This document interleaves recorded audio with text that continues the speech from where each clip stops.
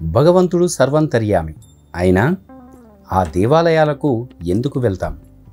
తీర్థయాత్రలు ఎందుకు చేస్తాం? దేవుడు పుణ్యక్షేత్రాల్లో మాత్రమే ఉంటాడా?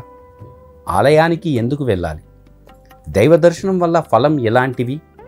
హిందూ పురాణాల ప్రకారం దేవుడు సర్వాంతర్యామి అయినప్పటికీ ఆలయాల్లో, తీర్థస్థలాల్లో త్వరగా భక్తులకు అనుగ్రహిస్తాడని విశ్వాసం. అందుకే దేవాలయ సందర్శనం, తీర్థయాత్రలు చేయడం హిందూ సంస్కృతిలో ఒక భాగం.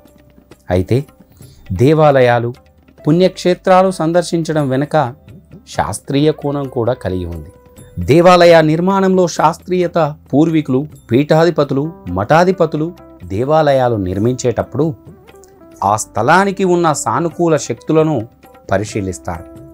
ఎక్కడైతే సానుకూల శక్తుల ప్రభావం అధికంగా ఉంటుందో ఆ ప్రదేశంలోనే దేవాలయాలను నిర్మిస్తారు.